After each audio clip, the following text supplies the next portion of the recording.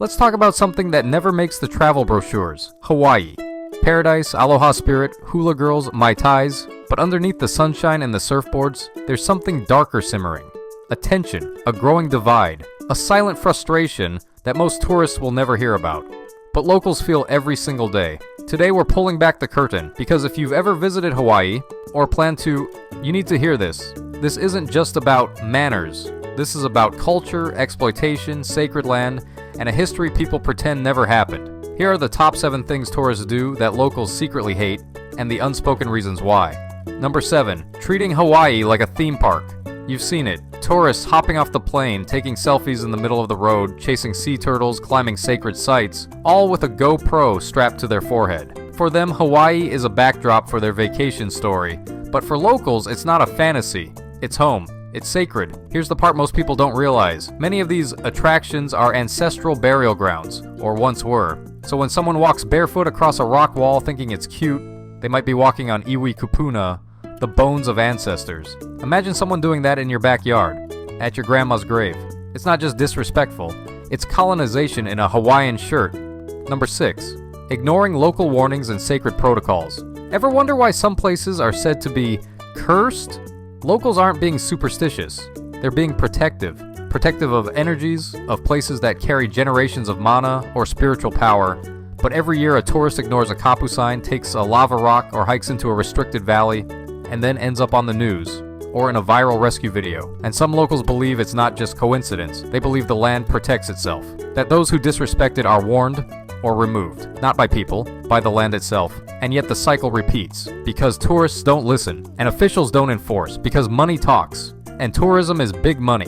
Number 5. Overrunning local beaches and leaving trash behind. You know those perfect quiet beaches on Instagram? Locals grew up on them, fished from them. Now they can barely find parking, and when they do, the shoreline is littered with sunscreen, empty beer cans, and broken flip-flops. It's more than just trash. It's the feeling of being pushed out, of losing access to what's supposed to be theirs. When beaches are crowded year-round and families can't gather like they used to, resentment grows. Because it's not just the beach that's being overrun, it's the culture. And here's the conspiracy-level question no one dares to ask. Is it accidental or intentional? Are locals being priced out, pushed out, and replaced? Is the erasure of community just the cost of doing business? Number 4.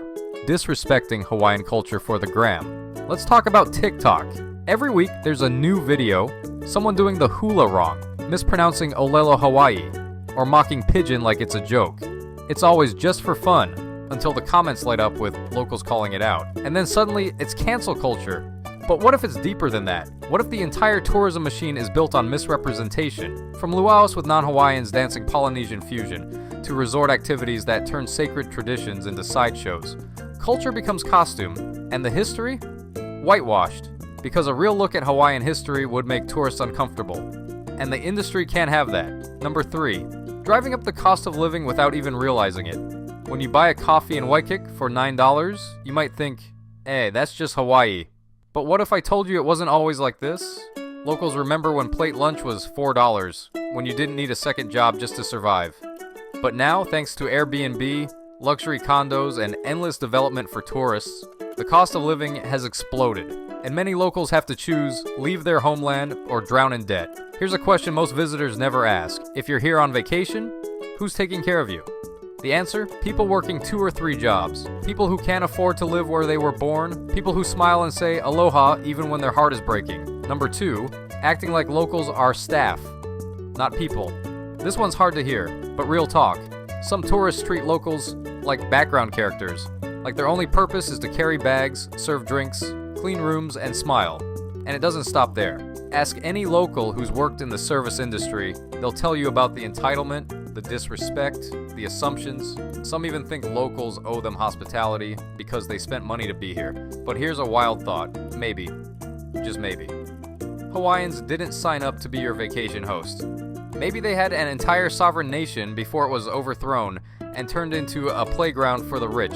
Number 1, coming here during crisis, then complaining. This one cuts deep. During the Lahaina fires, while homes were burning and families were displaced, some tourists were still trying to get refunds for their luau's, or worse, flying in anyway because we already booked it. Locals were donating clothes, rescuing neighbors, sleeping in cars, while resort pools stayed open just miles away.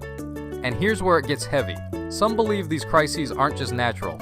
that there's more at play, that disasters conveniently open up land for development, that pain becomes profit. So when tourists come during trauma and still expect to be catered to, it's not just tone deaf, it's part of a much bigger problem. The truth? It's bigger than tourists. What we've just talked about isn't just about etiquette, it's about legacy. It's about systems.